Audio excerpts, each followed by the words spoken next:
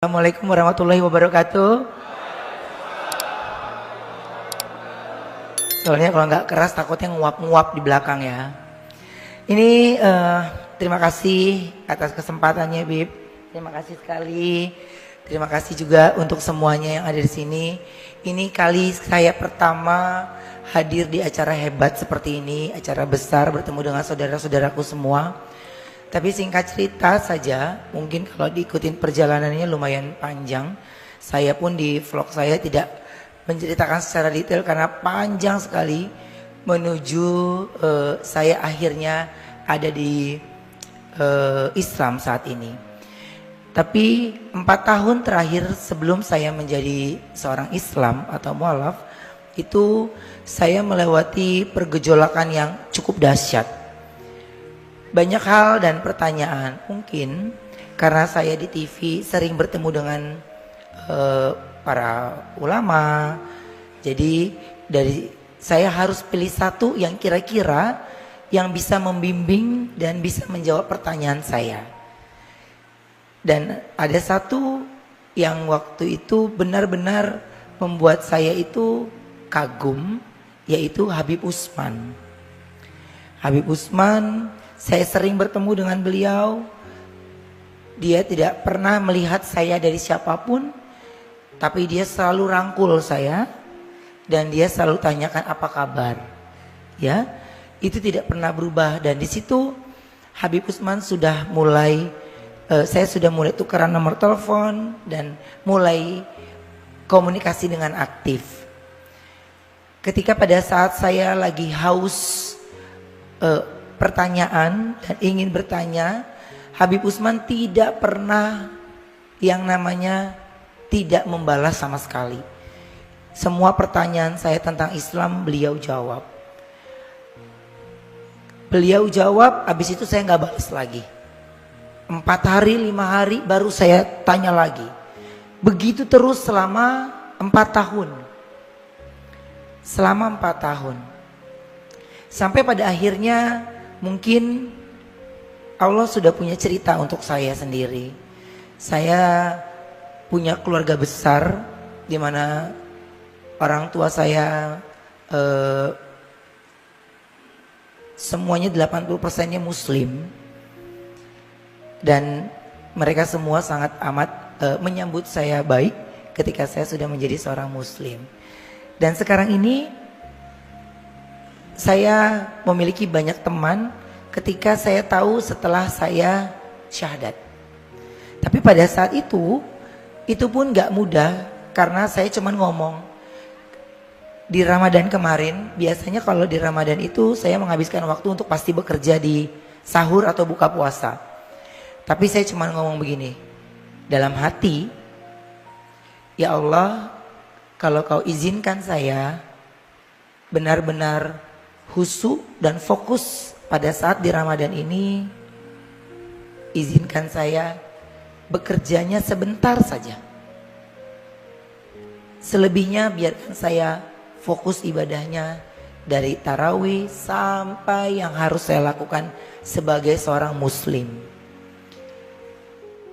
Hampir saya berkarir dari tahun 97 sampai sekarang, semua kalimat yang saya ucapkan tepat Allah jawab. Saya hanya dikasih kerja 2 minggu. Selebihnya saya benar-benar dikasih fokus ibadah. Jadi ketika saya upload di sosial media, saya menjadi seorang Muslim, sebenarnya saya sudah duluan. Tapi saya baru upload dengan tujuan saya biar fokus ibadahnya. Karena kalau ketika itu upload pemberitaan ramai, nanti diganggu dengan pemberitaan-pemberitaan, ya. Jadi saya mau fokusnya, ya Allah, saya mau fokus ibadah di Ramadan ini. Jadi Allah jawab itu semua dan semua dari ridha Allah dikasih tanpa ada halangan satupun. Dan Masya Allahnya saya berjalan pada saat itu saya cuma bilang gini, pada saat saya mualaf, saya bilang sama Habib Utsman, Bib, saya sudah siap. Lalu Habib Utsman memilihkan saya hari yang baik. Ada 2 tanggal yang saya pilih, akhirnya salah satu tanggal itu yang saya pilih. Bahkan ketika saya memilih tanggal tersebut, satu pun dari tim manajemen saya nggak saya kasih tahu. Teman-teman sekitar saya, mereka hanya curiga saja, tapi mereka tidak tahu karena tidak ada statement dari mulut saya sudah muslim. Tapi pada saat itu, di hari itu, saya bawa manajer saya dan orang kantor saya itu untuk mendampingi saya untuk syahadat.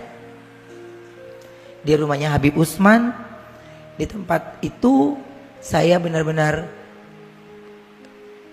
khusyuk banget sesuai dengan apa yang saya kepingin. Saya ingin ya Allah menggunakan baju putih.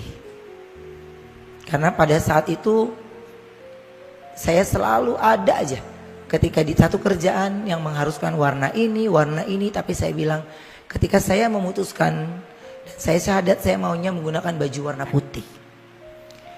Dan Habib Usman memberikan saya waktu untuk saya maunya wangi bib. Setelah saya syahadat selesai, saya baru menangis. Karena semua yang saya ucapkan Allah jawab tanpa satupun yang meleset. Saya cuma bilang, perkataan saya ketika saya masuk Islam dan tidak ada embel-embel hati marah, kesal, benci dengan apapun yang terjadi sama saya sendiri.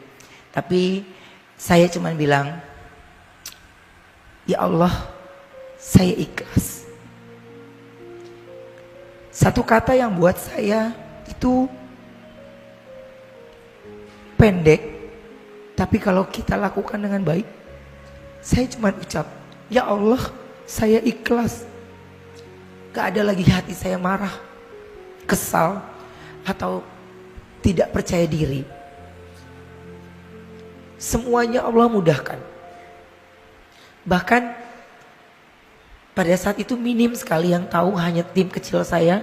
Di sini saya tetap, ini tempat pertama saya juga untuk saya datang bertemu dengan saudara-saudaraku di sini. Saya juga bawa abang di sebelah sana. Abang itu yang selalu mendampingi saya dari saya pertama kali menjadi seorang muslim. Beliau tidak pernah berhenti memantau dan terus mengajarkan saya sholat. Ketika saya 3 hari baru menjadi seorang muslim, abang tidak serumah dengan saya, tapi orang yang ngajarin saya di rumah saat sholat subuh, tahajud semua, tiba-tiba dia harus mudik. Bingung sholatnya sama siapa, atau namanya jadi bujangan lagi ya. Tinggal sendirian, gak ada siapa-siapa. Gimana ini ya Allah? Saya telepon Habib Usman, Bib nih gimana? Buka YouTube, coba lihat di situ, atau Google. Bib udah umur 41 tahun nih Bib. Kayaknya daya ingat agak lemot. Bisa, pasti bisa. Karena pada saat saya mau sudah mau syahadat sama Habib, satu pertanyaan saya yang terlewatkan. Bib, tunggu dulu. Bagaimana saya sholatnya? Saya ingin sholat yang sempurna. Bacaan yang sempurna. Semua Allah udah mau, kata Habib. Pasti Allah kasih jalan. Bener Bib, bener. Insya Allah jalan dan benar. Ketika saya 3 hari baru menjadi seorang muslim, saya ditinggal karena harus mudik. Lalu pada saat itu saya cuman bilang, ya Allah, ini kalau habis tidur terus kita bangun mau tahajud atau subuh, mata sepet banget ini ya Allah. Ini gimana nih Mak? Berat ya. Terus kena lampu. Saya mengandalkan daya ingat saya sendiri. Insya Allah pasti bisa. Saya cuman taruh. Saya cuman bilang, ketika kita sepenuhnya percaya, pada saat itu saya sholat sendirian. Tapi pada saat saya harus, apa yang saya lakukan pertama, saya cuma Allahu Akbar. Punggung saya itu seperti ada yang menepuk. mengarahkan saya dari ruku sampai saya tahajud, sampai saya sujud. Jadi sampai saya bisa menyelesaikan sholatnya. Di situ saya langsung telepon lagi Habib. Bib, yang saya rasakan seperti ini pada saat sholat. Maaf Bib, apa itu jin? Bib, saya takut. Jawab Habib pada saat itu, yang ente khawatirkan pada saat itu adalah sholat. Allah jawab sholat itu. Jadi apa yang ente ragukan, ucapkan. Allah jawab. Tidak usah pakai perantara, langsung ke Allah. Langsung ke Allah. Dan dari situ saya berusaha untuk tidak mengandalkan orang lain lagi. Singkat cerita, saya bertemu dengan orang baik. Kemarin ini saya mendapatkan tawaran untuk berangkat haji. Dari awal saya sudah bilang tidak. Awal mulut saya bilang tidak. Belum. Saya masih terlalu kecil. Tapi ketika ada orang yang mau memberikan, saya terima. Insya Allah saya terima. Tapi pada saat itu hati saya pun tidak. Tidak. Karena saya masih banyak belajar. Masih banyak orang-orang yang hebat-hebat yang harusnya berangkat terlebih dahulu. Setelah itu visa ramai dibicarakan. Apapun pemberitaannya tentang visa, pasti mukanya Ruben Onsu yang paling gede. Kayaknya yang gagal di dunia ini cuma saya doang. Ya Allah, ini gimana? Sampai kita takut sendiri ngeliat berita. Buka TikTok muka kita takut lagi. Buka YouTube, ya Allah, kita lagi takut lagi kita. Kita nggak berani sama sekali. Sampai gini, ada teman kita tuh yang tinggi gede tuh si Ipan Gunawan ya. Dia udah berangkat duluan, dia ngeledekin kita aja di sono dia. Udah kita bilang, lu sholat yang bener deh, biar dapet jodoh. Gue mah udah pernah. Iya, bener nggak? Gue udah pernah. Lu berangkat deh, lu sholat, lu doa yang bener, kata gini. Iya, oke. Dia setiap di mana manas-manasin saya, mulu manas-manasin saya. Tar lo lihat, gue kejar ibadah lo ya. Tar lo lihat ya. Terus dia berangkat. Pada saat itu saya cuma bilang gini, ya Allah, selesai haji ini saya ingin umroh. Mudahkan. Allah yakin. Saya yakin Allah pasti mudahkan.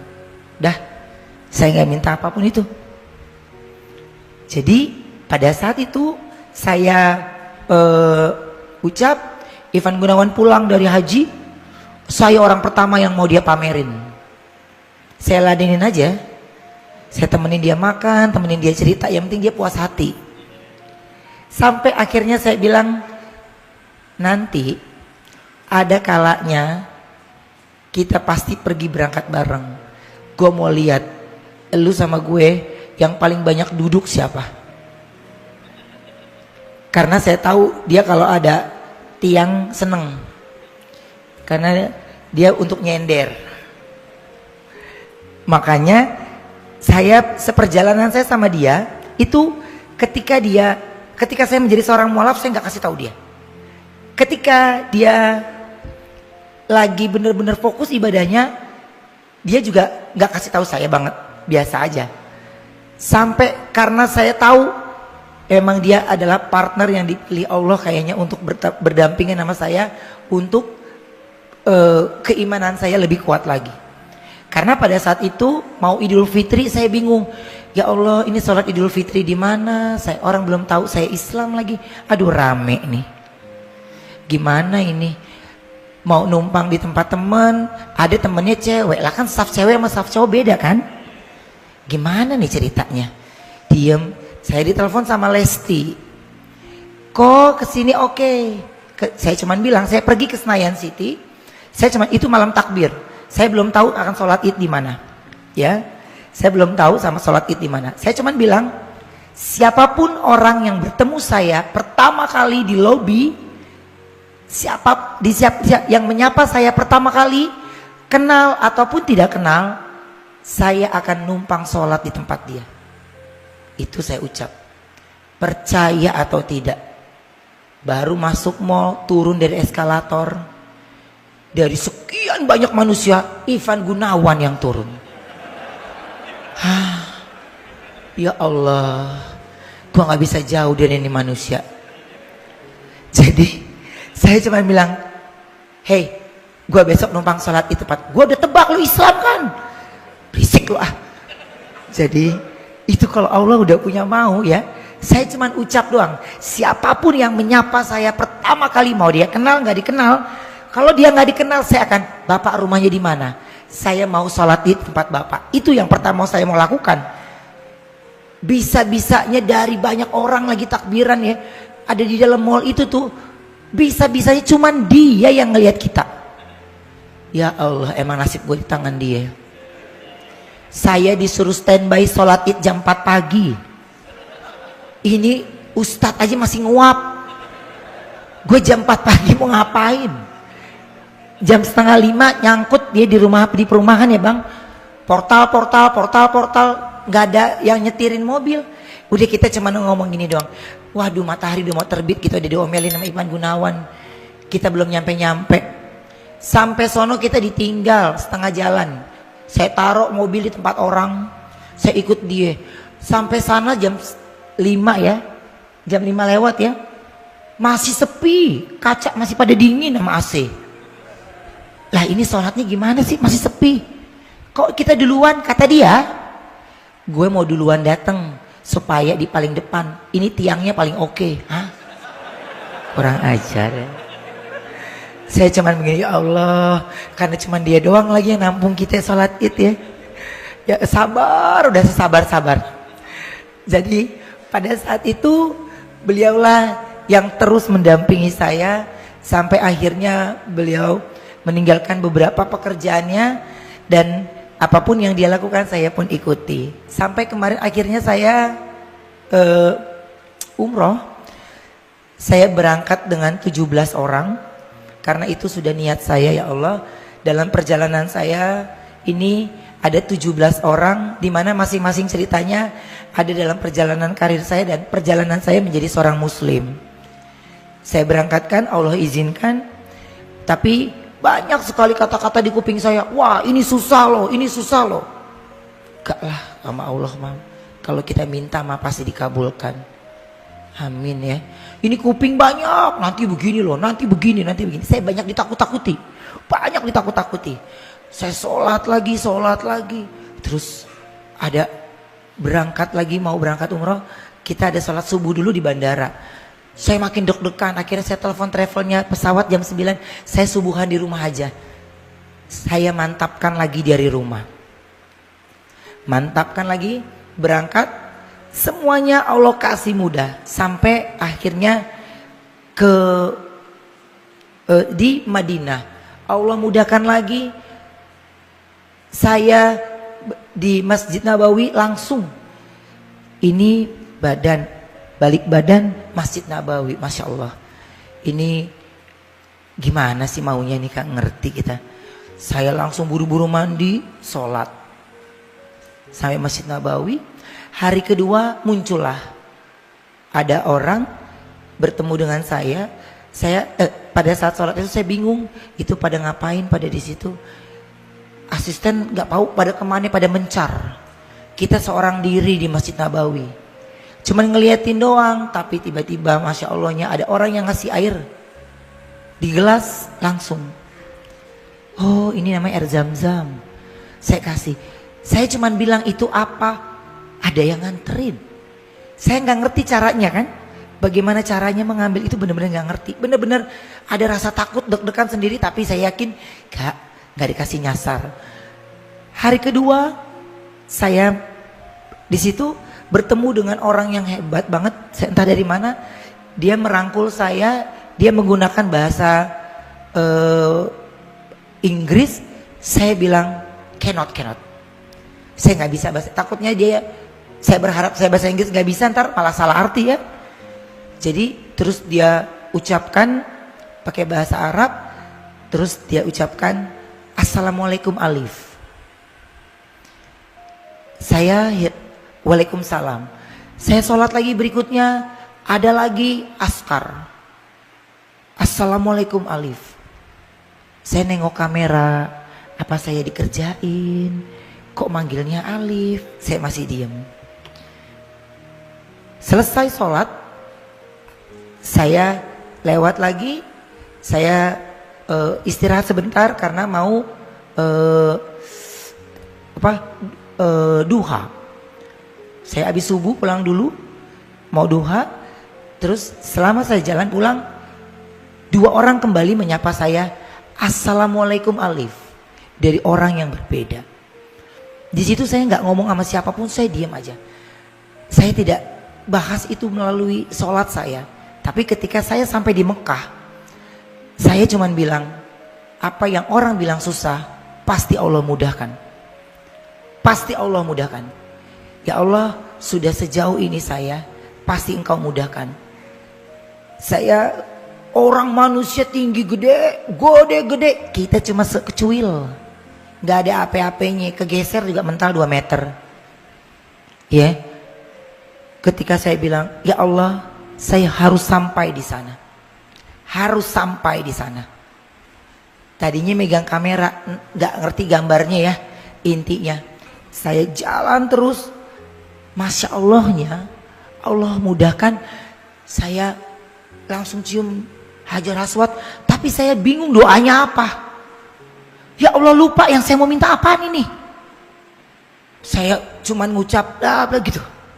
Sampai ya Allah sekali lagi ya Allah sekali lagi sekali lagi baru tuh yang saya mau tuh semua terucap.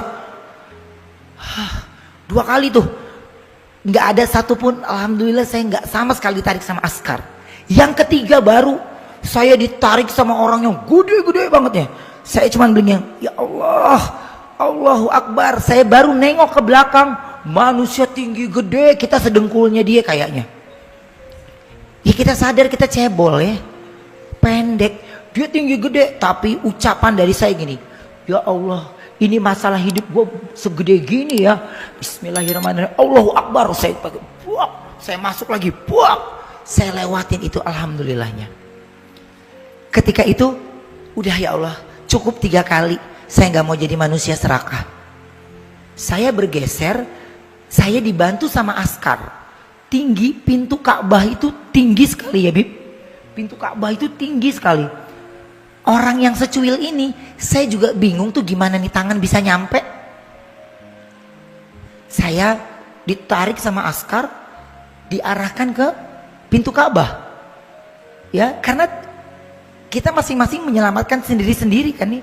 Gak ada yang bisa bawa rombongan. Saya megang pintu Ka'bah, saya menangis, langsung saya semua ucapan dan doa yang saya inginkan saya ucapkan di situ. Saya berhenti ketika ada suara di kuping saya itu berucap jelas sekali di kuping saya, jaraknya tidak jauh, jelas di kuping saya. Assalamualaikum Alif. Dari situ saya baru sadar betul. Dan saya turunkan tangan saya. Di situ baru saya mengingat dari awal saya di Madinah sampai saya di Mekah. Semua, bahkan di kuping saya pun Assalamualaikum Alif. Disitulah saya baru menangis. Saya merasa tidak sendiri karena saya sudah andalkan Allah semuanya. Terakhir kali sebelum saya tutup malam hari ini, singkatnya hari itu saya harus kembali, tapi saya masih dapat Jumatan di Masjidil Haram. Saya cuman bilang, ya Allah, dari saya tahajud sampai nanti saya pulang nanti Isya. Karena setelah sholat Isya saya baru menuju bandara. Izinkan hamba selalu berada di depan pintumu.